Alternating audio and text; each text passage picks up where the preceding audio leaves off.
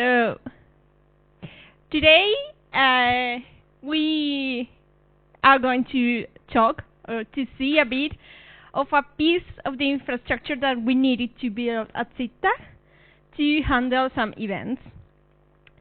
So let me introduce myself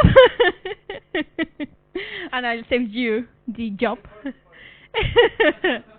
Well, it's okay. I'm Laura Morillo. You can find my Twitter handles there, and I try to answer usually. Every now and then I forget to check Twitter, and then I can spend maybe a week without checking it, and then suddenly remind, oops, I think that I had something on Twitter. And the alerts are not always arriving, but it's usually a good way to contact me. So if you have any question after the event, I usually see the mentions and I can answer. As they have said, I'm also involved in several communities. I'm a GDG, that is Google Developers Group organizer. There I have the role of a Women Checkmaker ambassador, that they rename it now. And it's a role focused on trying to improve the diversity that we can see we usually lack in the tech events. I work at Seedtag as a tech lead, but I mostly work on the backend side of an application called SSP, and I will tell a bit more about that later. I've been working for 12 years with a lot of different technologies, like, as he said, Ruby in the past, and Groovy, Java, C, C++, a lot of them.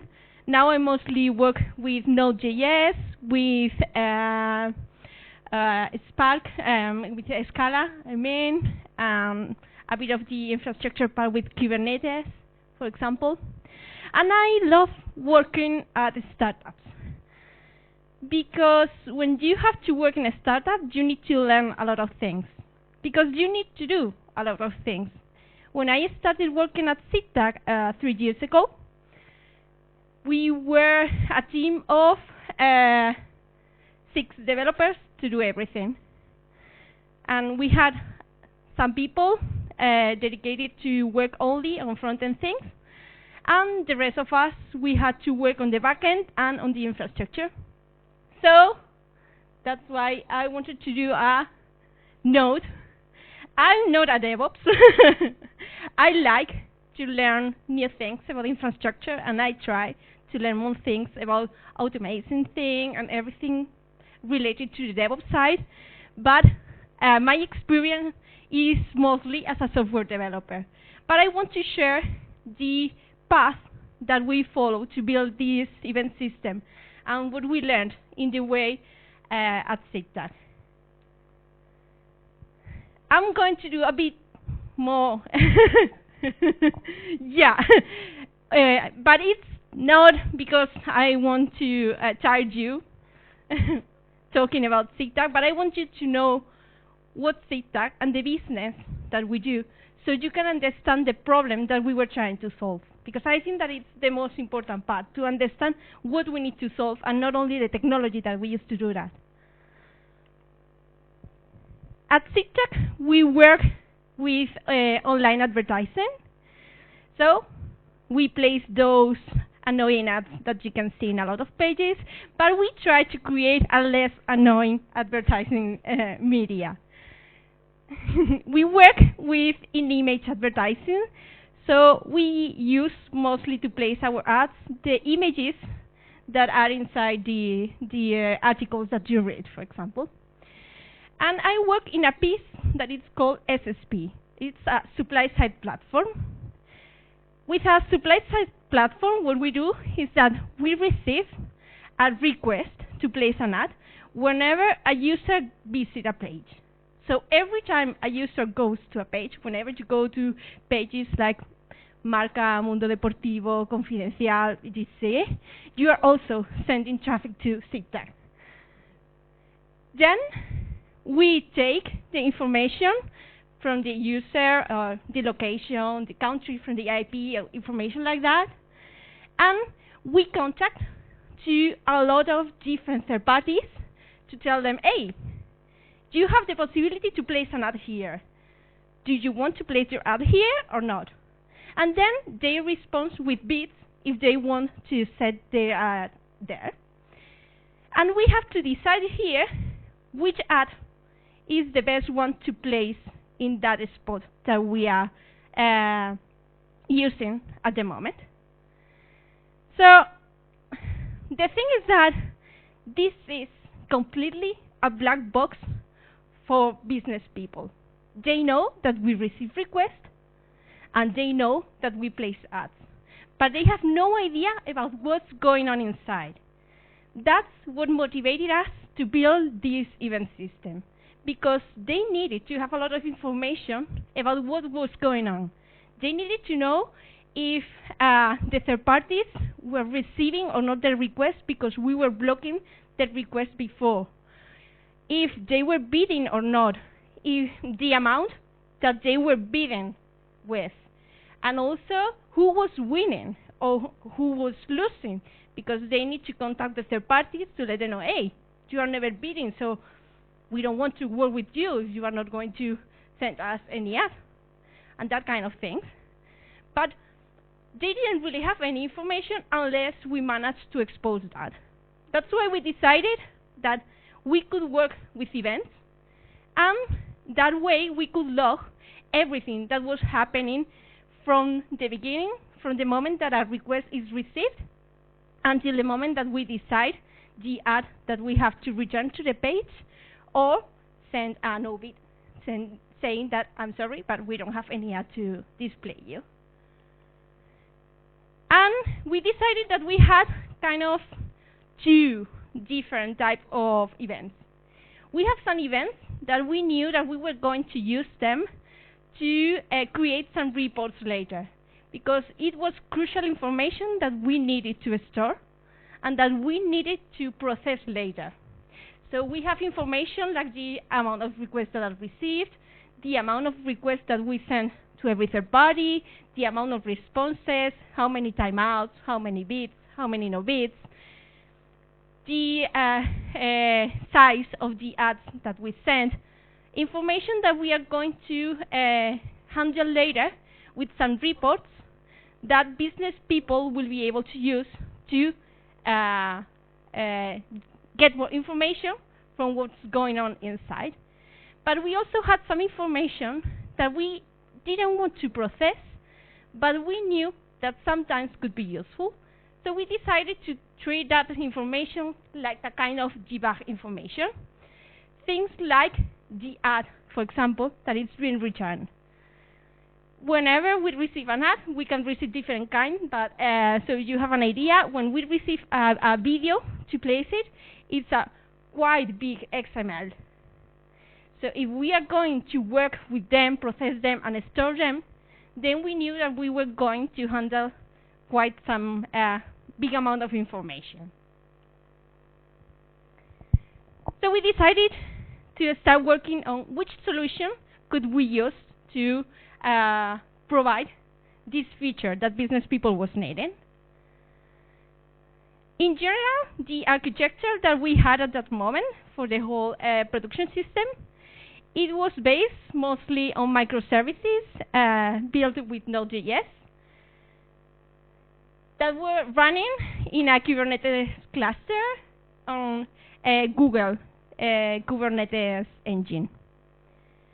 We were also using Spark to communicate some of the services, and also to, we were using Kafka to communicate some of the services, and also to send some messages to Spark that we were already aggregating, because we had in another part of the system a similar event service, but that were handling not information so big, and that now we are also migrating to a different infrastructure.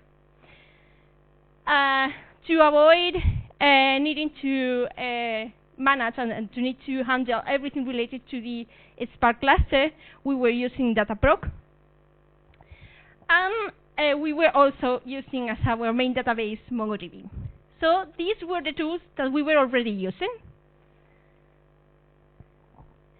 And we knew that one part of the application we were going to replicate what we had already done to create our reports, and because we already knew that that worked.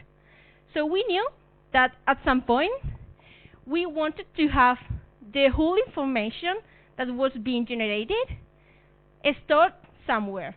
We have not decided that yet.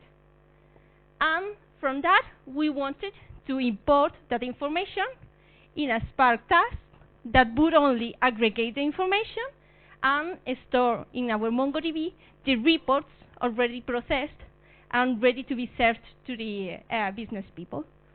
So this part was clear, and we knew that we wanted to use this infrastructure because it had proved to work fine, at least for what we needed here.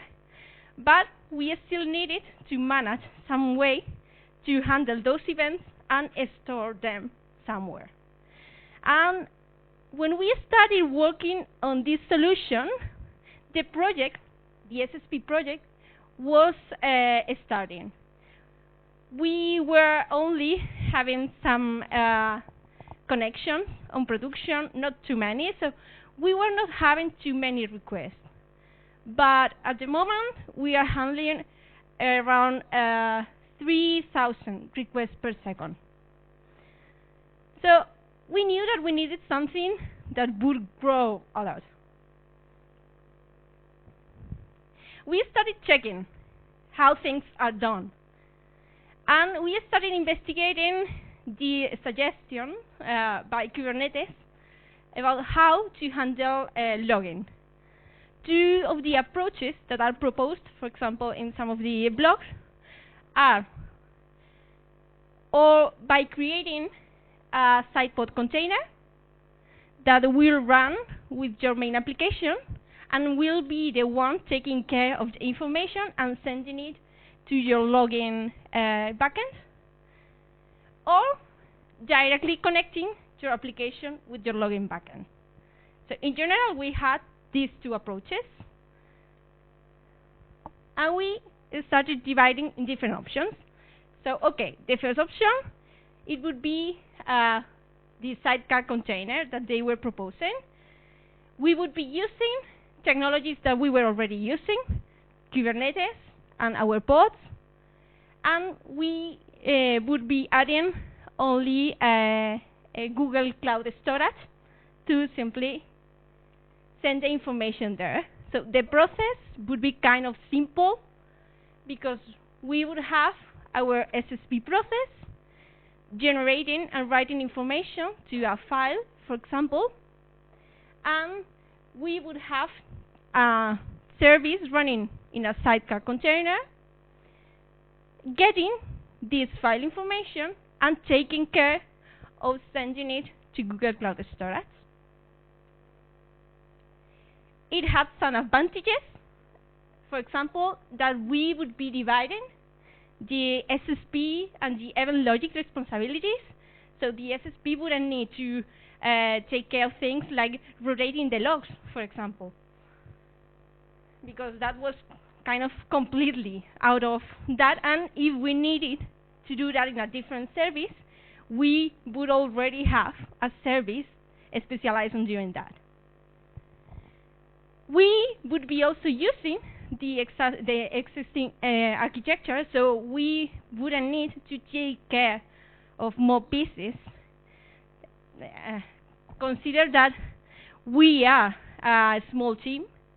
We don't have anyone fully dedicated to the infrastructure. We don't have anyone for DevOps. So the people taking care of DevOps is mostly some backend people. So we need to consider the amount of work that something will add if we want to use it. And also, with that approach, we wouldn't have any kind of vendor lock-in. In the end, you're using Kubernetes, so if you want to migrate your Kubernetes cluster, your pods will go with that Kubernetes cluster, and switching from using cloud storage to using, for example, Amazon isn't really a big change. And it would be quite easy. In the end, it's simply a storage system where you leave the log information. So even if that's not really something really strong to decide, it was another advantage. In our case, in the end, at the moment, we are running everything on Google Cloud Storage, Google Cloud. So it wasn't really something that could make a big difference, but it was something to consider. But it also had some disadvantages. First, that we would need to handle and take care of the life cycle of the pod, because for us, it's really important not to lose those events. So we need to ensure that if anything happens and Kubernetes is going to restart one of our pods, we need to ensure that the whole information has been saved and has been sent to our storage. And that is doable, but well, added some complexity, because at the moment we don't need to worry in any of our services because of the restart. All of them can recover automatically. We would also need to add some kind of persistent layer to share this document. Again, something not really difficult, but adding again more pieces to the system. And the events wouldn't be persisted immediately, because we would be leaving the information inside the pod, and at some point the event service would act, would check the information, and would send it to the Google storage. But as we said, if we had some kind of not properly handled situation, you could be losing all the information that hadn't been moved on time. The option 2 that we decided to evaluate was a direct connection with BigQuery streaming. Do you know BigQuery? Well, BigQuery in the end allows us to store and process big amounts of information. So it's a big database, but properly prepared to handle big amounts of data. So that was why we decided to consider it, because we knew that we were going to handle a big amount. And one of the features that they provide is an API to do a streaming directly to a table. So you can simply use their API and their library, because they also have libraries for Node. So we would only need to add their library to send directly the messages to BigQuery, and then we will have immediately all the information persisted, and we wouldn't need to worry about duplication, and we wouldn't need to consider how maintaining everything. So it had some advantages.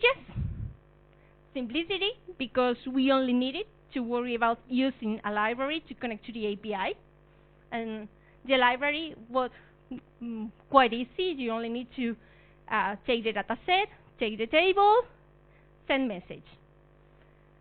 When you are planning to do inserts, then it's quite straightforward. The events, they would be immediately stored. It takes a small amount of time for them to really persist and display everything that you are sending through a streaming, but it's a small amount of time. And since the moment that they receive the message, they store it even if it's not already on your table. So you don't have to worry that if the service dies because of any reason, all the messages that already happened, they had been sent, and they had been properly stored. Also, with BigQuery, we would already have the information ready to be queried, and we could get some extra information, because not all the information that we can get is always the information that we have in the reports.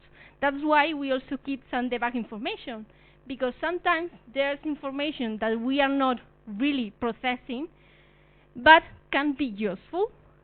So BigQuery is a really useful tool at that moment. And we wouldn't really need to do anything to maintain it, because it's a service, so it's Google who's taking care of maintaining the information that you are storing. The first disadvantage that you need to consider is the cost. As a provided service, you have to pay for it. You have to pay for the information that you store, but you have also to pay for the information that you store on Google Cloud Storage, even if Google Cloud Storage is cheaper. Also, you need to pay for sending the information. Yeah, I don't remember exactly the price, but it was something like I think that a bit less than 1 cent for every 200 megabytes or something like that. So depending on the amount that you are sending, it could be really expensive or it could be cheap enough. And also we needed to consider if we could have some connection issues, because from the moment that we send the event, we know that it's going to be stored, but if we had connection issues with BigQuery, then we would be losing a lot of events. And we hadn't used BigQuery before, so we didn't really know how well this could be. The third option that we decided to evaluate, it was based on Kafka and Spark. We already had a system sending some kind of events to Kafka to be later processed by Spark. So we could use a similar approach to send the message from this SSP directly to the Kafka. From our Spark server, we could connect to the Kafka, read the different messages, process them, and write some batches of information to Google Cloud Storage to generate the log files. The advantages that we were already using, we would be already using the existing infrastructure, so we wouldn't really need to worry of maintaining anything else, but we would need to consider how it could affect the existing infrastructure, the amount of information that we were going to send now, because we were going to handle a lot more information than we were handling before through our Spark system and through our Kafka. The cost was quite controlled, because we knew that even if we needed to scale a bit that infrastructure, we could need some we could need to add some machines to the clusters, but it was easier to control it, and it is not so directly the increase. When you are sending a service like BigQuery, receiving 300 messages and receiving 600 messages can really make a difference on the cost that you have. But when you have your own infrastructure, handling 300 messages or 600 messages, depending on the load, can mean adding a bit more or needing a bit less, but it's not that much the amount that you need to grow to handle that. And with our Kafka, the data would be already immediately, it would be again immediately stored, because Kafka handles the persistence. So every message that we send, it would be already stored there to be read later. So even if the SSP fails or is restarted, then we could still read the information from the Kafka queue.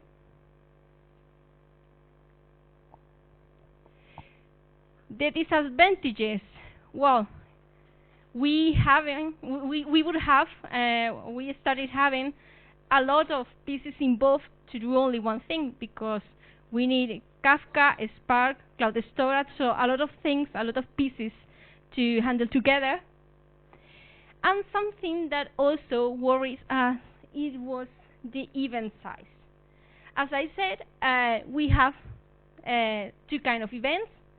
The report events, that we call them, they are quite controlled because we only send the properties and the information that we know that is going to be needed to do some reporting.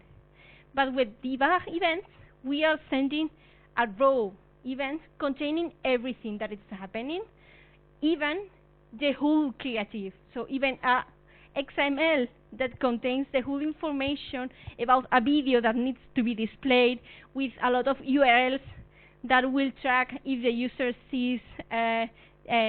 starts seeing the video or sees half the video, or everything is tracked, everything, So the XML files could be quite big for Kafka messages. It's probably more than a double of the recommended size. So it's a recommendation, so you can increase it, but you know that the performance of your Kafka can suffer because of that. So we were a bit worried with that. Considering the three options that we had and evaluating everything together, we decided to go with the BigQuery streaming approach. Why? Because it was the fastest for us to implement and test. We didn't need to spend any time working on the infrastructure because everything was going handled by Google. We only needed to handle the connection with BigQuery, so that was quite straightforward. And the team, we are only 2 people, so we didn't have a lot of people to work on different parts. And as I said, we don't really have someone working on the infrastructure. And the project was just starting, so we needed something to prove that it could work and that it was a useful tool and that it could later grow. As I said, well, the whole infrastructure was the SSP, sending directly using the API messages to BigQuery. And after that, we had a Spark task, a Spark kind of service that would import hourly and daily the information from certain BigQuery tables, would aggregate the information, and would generate the report and store everything on the Mongo. Having everything together inside Google was a big advantage here, because we didn't suffer almost any connection issue with BigQuery. That was one of the worries that we had when we were planning everything. And also the connection between the DataPro cluster and BigQuery, it's quite easy. It has a library that automatically sends the request to export the information, and the library automatically sends the information from BigQuery to a cloud storage, and then imports the files to be processed with Spark. So we were quite happy with this solution because we also had the information to use it immediately if we wanted to do some custom queries with BigQuery. So, cool, solved. We already had our infrastructure working and we had the business needs solved. But no. We were really happy with our system and we could use it for 4 months, more or less. No, maybe more, probably 6 months, something like that. And then we started facing this. Google has some limits. depending on the product that you are using, you can face some kind of soft limits that you can request for them to be increased, or some hard limits like this.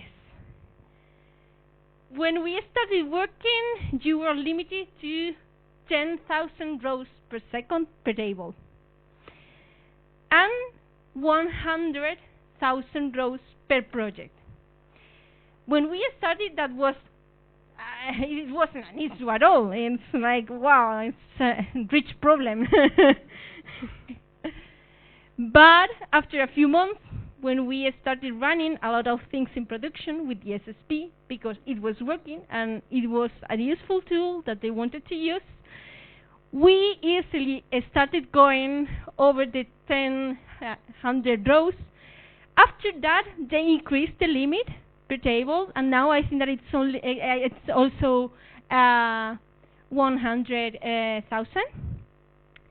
But at the moment, on peak times, we are handling around 160,000 events per second.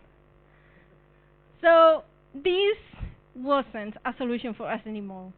We needed to reconsider again everything. So it was right, and I think that we really chose the right tool at that moment, because we needed something that could fix the necessity that we had at that moment, and we did something fast, and it worked. But we needed to consider now the right tool that could properly scale with our necessities and with the scaling necessities that we were really having at that moment. So we had to decide. And we decided to go to the Kafka and Spark. Why?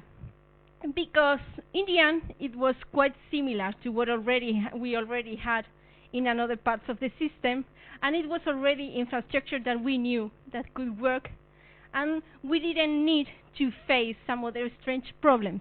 We only needed to ensure that the size of the messages wasn't really a problem. The whole process now had a lot more pieces, and we didn't know if it was going to be maybe some kind of problematic mixing everything together. The whole process now was that the SSP was sending messages to Kafka. We had an Apache Spark task, or a service, reading the information from Kafka every 5 or 10 minutes, depending. We have been playing with that. Taking all the messages to generate files and save those files to cloud storage, and a different job runs every hour and daily to take the information from the cloud storage and generating the reports and saving the information to Mongo. After checking the different options that we had with Spark, we decided that we were going to use Spark structure streaming. We had been using Spark streaming before, and it worked fine, but we had some issues when persisting the offset sometimes. And even if in the other system we didn't really worry that much because of that kind of issues, because it wasn't really a problem if some event was duplicated.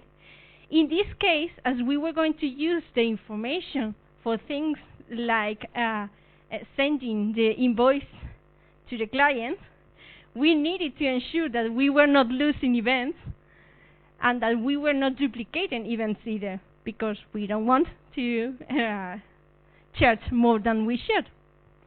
So Spark structure streaming, if you don't know, I really recommend you to have a look of it, because it's a system that is fast and scalable, so that meet our needs, because we needed something that could really scale to our needs. It's also fault tolerant and provides the ability to ensure that the documents are processed exactly once. And the good thing is that it's really, really simple to use. What we need to do is, on one side, to define a read stream. In this case, we were reading information from Kafka. We set the brokers of Kafka, the connection to Kafka. We set the topic, and we are using two different topics. We are using one topic for the report events that we want to ensure that are going to be always working, and that we don't have any issue with that topic. We really need to ensure that. And another one for debugging, where we know that we can be less strict, and if we have some problem with that, it's not really a big problem for us, because we only need to run some custom or some specific queries on our search to get some specific information.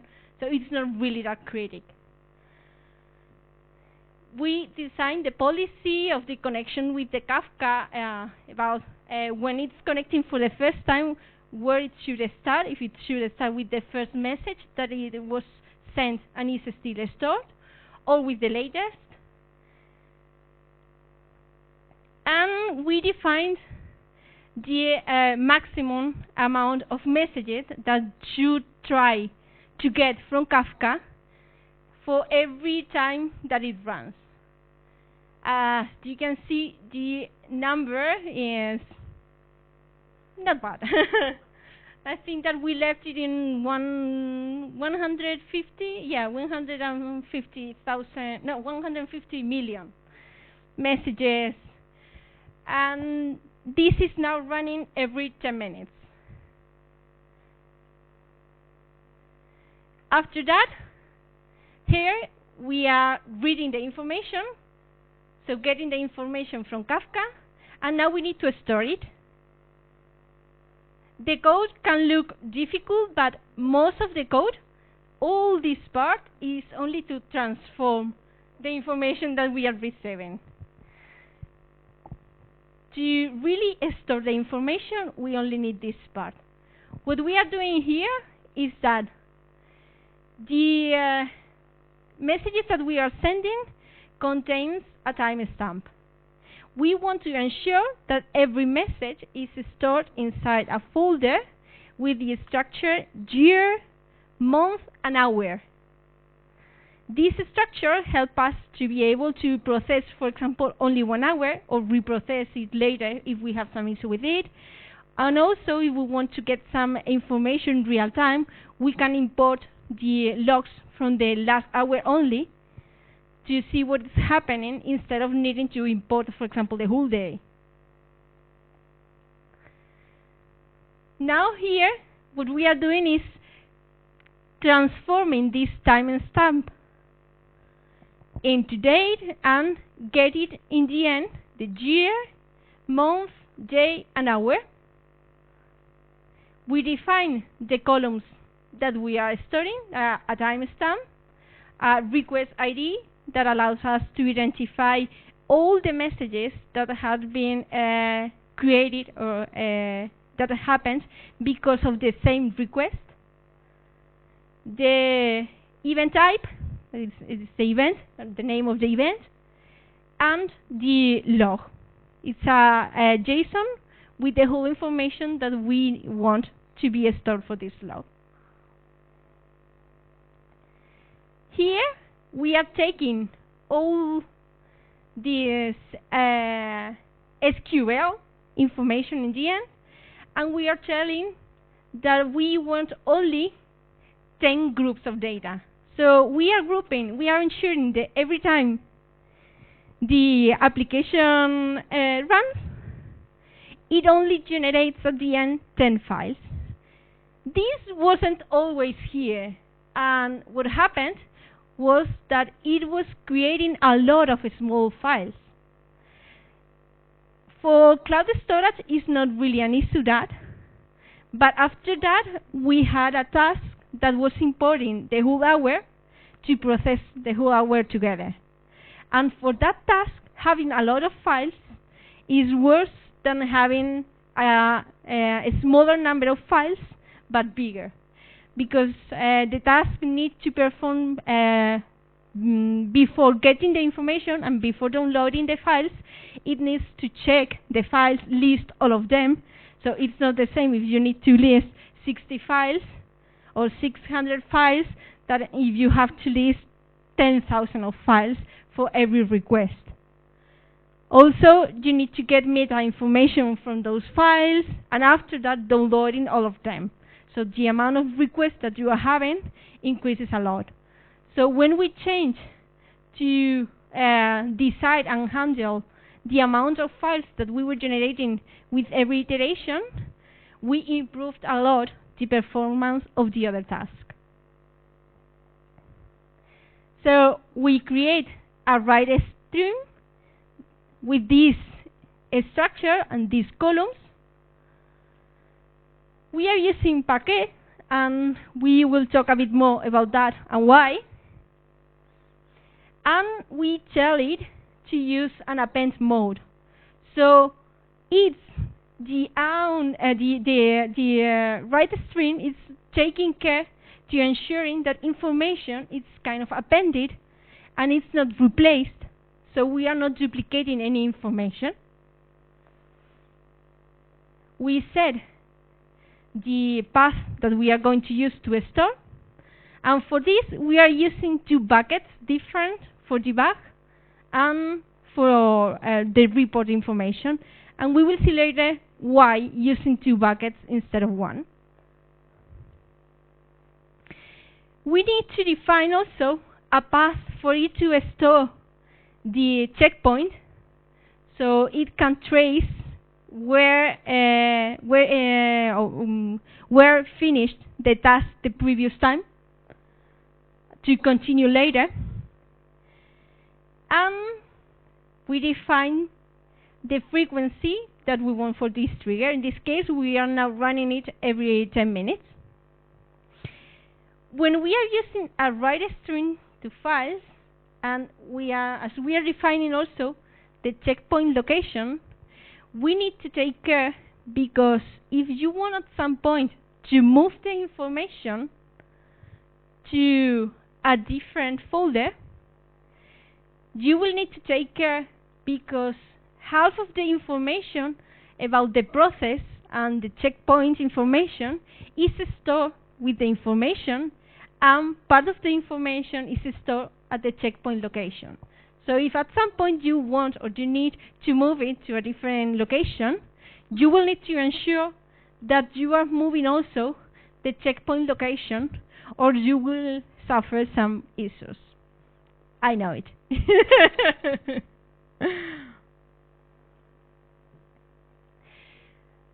BigQuery, again, now we are not really using it for the process, but the good thing is that inside Google you have a good connection, and it's really easy to import a directory from Google Cloud Storage to BigQuery.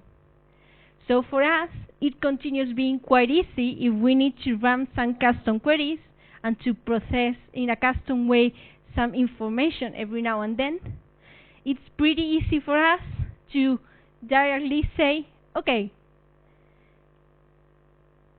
I want to create a table using Google Cloud Storage. You can define the path to a file, or you can also use wildcards. So that allows us to decide if we want to import 1 hour, 1 day, or even 1 month if we would like to do that. But that's quite a lot of information to do it. So we have not really at the moment done that. Because after that, BigQuery also has pricing for the query. So you have to pay for the amount of information that you are processing in every query. So running a query with 1 hour, considering that the price it was $5 per terabyte that you process, So one day for us is at the moment more than 3 terabytes. It would be $15 every time that we want to run a query only for one day. So if you want to run a query for 1 month, you can do the math. That's why it's quite useful for us to have also the division in hours, because quite often we only need to process the information in 1 hour to be able to handle some information, like, okay, if one campaign is running properly or not, things like that. We can get it directly from the log information that we have here. Some kind of hints if you want to use Google Cloud Storage. Parquet.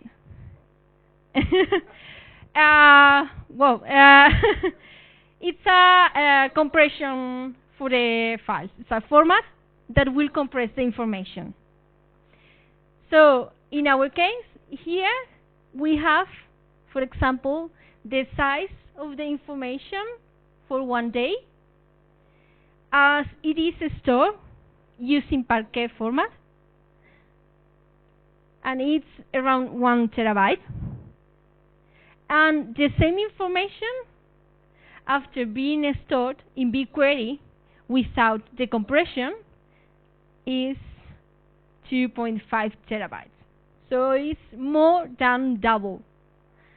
As you are going to need to pay for the space that you are going to use, it's a good recommendation to consider using Parquet as the format for your files. But it has, for example, one disadvantage.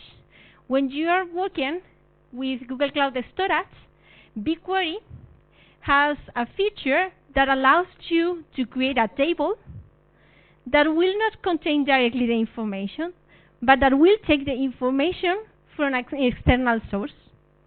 So you can say to BigQuery, hey, I want to create an external source that will point directly to files that I have in Google Cloud Storage. So instead of needing to do the process that we are doing here of importing the information and creating a table, that even if it's fast, for 1 hour it takes maybe 2-3 minutes for us, so you need to wait that time. You could directly connect to that source. But that doesn't work if you are using Parquet at the moment. You can use Avro, you can use JSON directly, but if you are using Parquet, you cannot use this direct connection. It's one trade-off that you need to consider if it's something, it's a feature that you need to have, or if it's okay to work with this process like us. Another good feature that you can use is lifecycle rules inside Google Cloud Storage. I said that we were using 2 different buckets, it's like 2 different folders inside Google Cloud Storage for our information, one for debug and another for the report information, and it's mostly because of that. With the lifecycle rules, you can define policies that you want to apply to your data. So you can define things like, okay, for information that is older than 31 days, send the information to call line. Call line is a different kind of Google Cloud Storage that is prepared for information that is going to be rarely accessed. So you pay less to have the information there, but it costs you more if you want to access and to get information from that data. In our case, we know that for the reporting data, after the month has finished, we rarely need to access that information. So if we send that information to call line, we will still keep the information, so we will have it if we need it, but we are going to save quite some money. And after 6 months, for example, we are not going to need the gross information anymore. We already have the reports that we generated from it, stored in Mongo, and we don't need the gross logs anymore. So we can define a policy to remove it. In the case of the debug system, as we rarely use them to process information, we know that we don't really need to store them for 6 months, because the information that we can get from the debugging events, it's information that is more recent. I want to know that this campaign is running properly. I want to see the whole creative that is being returned, or the ad that is being returned, because I want to test it to see if there's a problem with this browser, for example, that kind of thing. So we don't really want to check information from 3 months ago. And having 2 different buckets, we can define different policies for the different kind of information and control even more the cost of this solution. So now, yes, we consider that we have a solution that works, is solving the needs that we had. It is proving that it can scale with the amount of information, because the system has grown a lot, and now it's allowing us to store and process more than 3 terabytes per day. So, any question?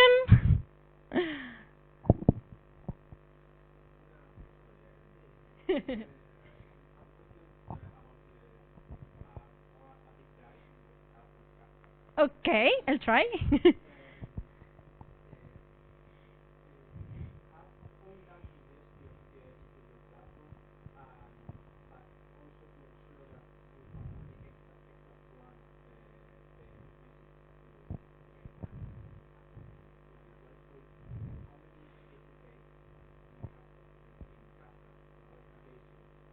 Okay.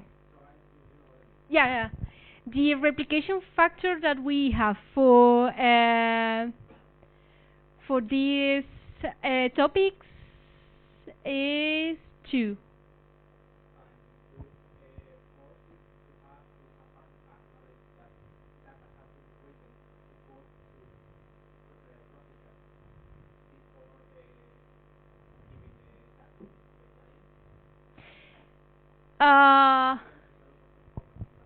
Yeah. I don't know if in Kafka we have changed the configuration for that. So I would need to check what's the default, because I don't. Do you know what's the default events? Okay. Yeah. Yeah.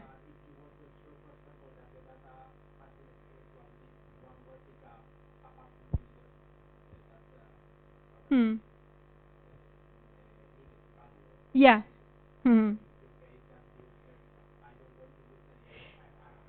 Yeah. The good thing is that we seldom had any issue with the Kafka server. It's quite stable. It was one of the worries that we had, and then we started gradually adding information to it. We didn't switch everything from 0 to 100%, but we started processing only some of the reporting events. And at the beginning, we had some problems because of the leader memory, but we tuned it a bit, and everything worked pretty smooth from that point. So that's the good thing. I would need to ensure if we are forcing the AZK before ensuring that it's to both replicas, or it's only leader. I would need to check that. Yeah. Wow.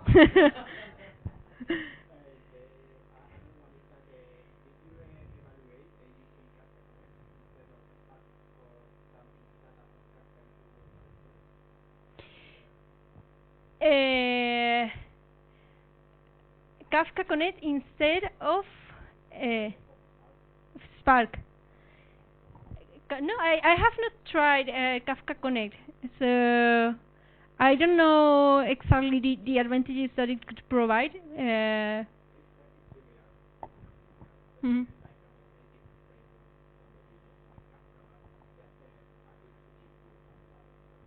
Okay. Now, in our case, going with Spark was also kind of linked to going with something that was in between, like why we decided to go with Kubernetes, something that was in between. We already had the cluster prepared with Dataproc, so we didn't need to worry about that. They were going to provide it, and we only needed to worry of the applications that we run inside. Uh,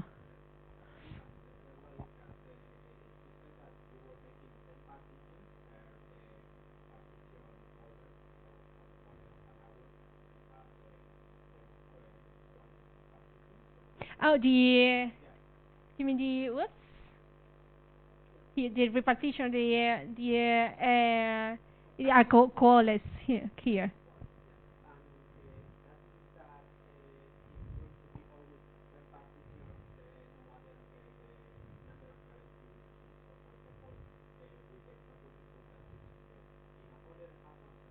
Mm-hmm.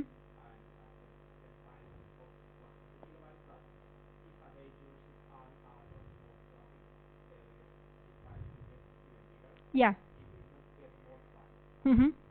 Now, in this case, what it's doing is that it has more partitions before this point, depending, for example, on the Kafka partitions that you are using. So you can improve the parallelism of the ingest of the files.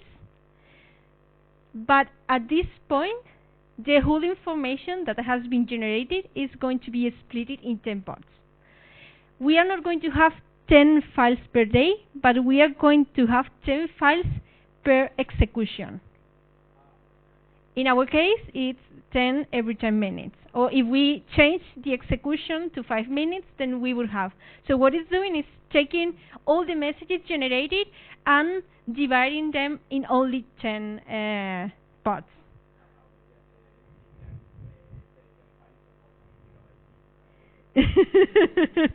No, it's 10 per execution, and in our case, we play with that because we know that even if we grow, we are not going to duplicate, well, who knows? But we are not going to really duplicate from one day to another. So we can have an eye and decide at some point. We know now more or less, as we know the total size of the folder, we know the size that is being generated more or less every hour, and we know that now it's usually around 500 megabytes, I think. Uh, So we can play, and at some point maybe we will increase this. In the end, it's also a trade-off: the performance of the other task, but also having something manageable here. Question? Okay.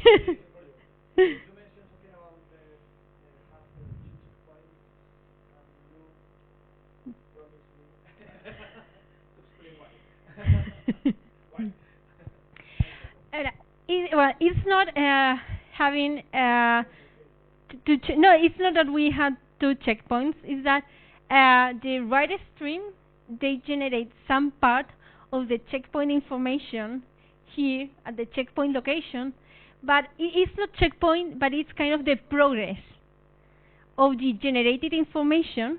It's also stored beside the the information again here the path itself. So I think that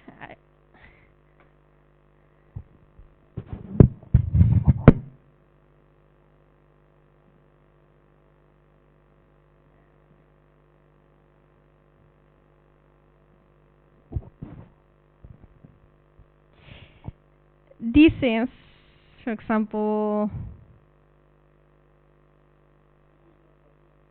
no, because You are not going to see the information that is inside. You are only going to see. No. You're only going to see the structure that I already told, so that's not an issue. And the files. But it's also storing some metadata information here. And, well, yeah. Inside the different folders, there are also information about the generated paths. So if you switch to a new one, that information is not going to match. It's kind of something like that.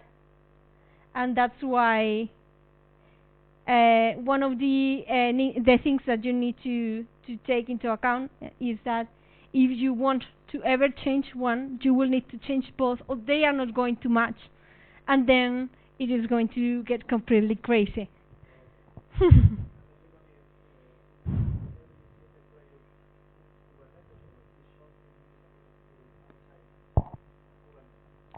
Well, the Spark cluster is completely outside. It's a data pro cluster. It's one service that Google provides. So they control the cluster and they handle it, and you don't need to worry about the maintenance of the cluster. It's not providing really a lot of things in the case of a Spark cluster, but it helps us not to worry too much about some things. And also Kafka. Yeah. No, we have Kafka outside of Kubernetes.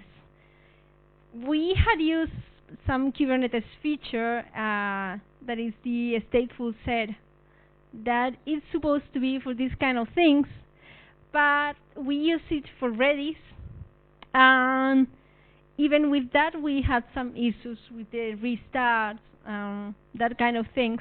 So we don't really want to have that kind of strategy, and as we don't really need the scaling, for example, abilities that Kubernetes provide us for the Kafka cluster, because we are not going to scale it automatically.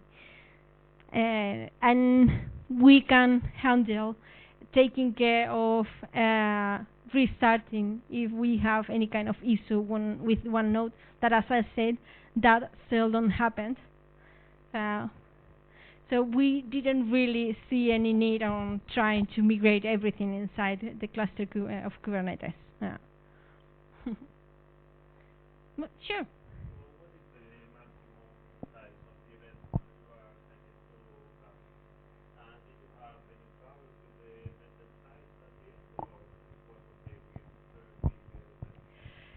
In the end, we didn't have any. We needed to ensure, because in the past,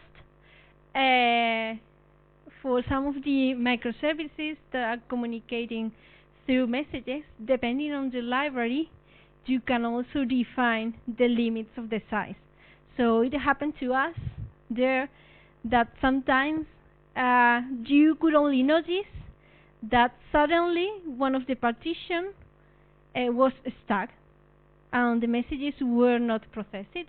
But at the beginning we didn't really know why, and after that we discovered that it was because of that, because the message was too big and the library that we were using to read had this limit lower than the size of the message being generated, so the message could not really be processed or being fetched. So it was completely stuck there, and you needed to discard it. It was kind of a mess. That's why we had some worries that could happen. But we made some tests, and we have seen that with the connector that we have with Spark, that's not an issue. It's working fine. The max size at the moment, well, I don't remember. I can check it later, because we have a lot of charts displaying everything, the amount of events that we are processing, and the amount of bytes that are being processed for every topic at any moment. So I can check it later and tell you the average of the size that we are having at the moment.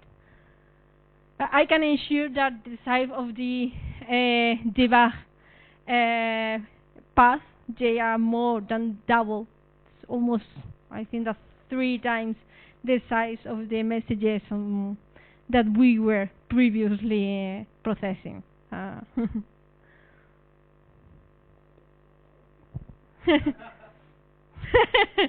You can, yeah. Okay, you can ask.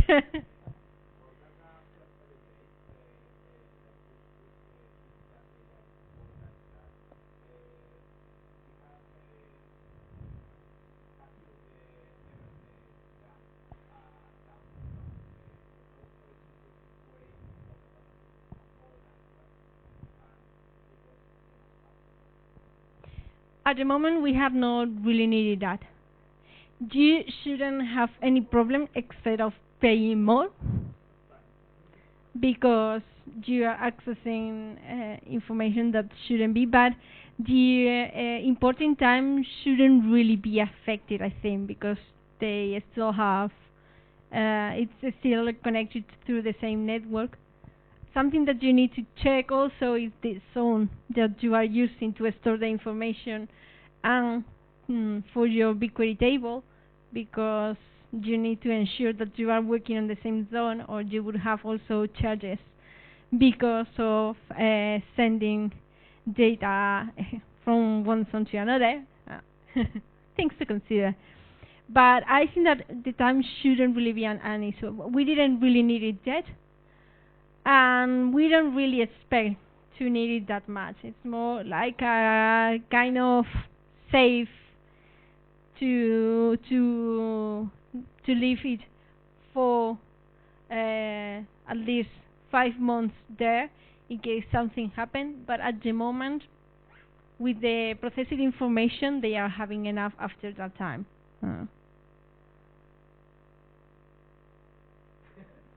Any other question? Well, thank you.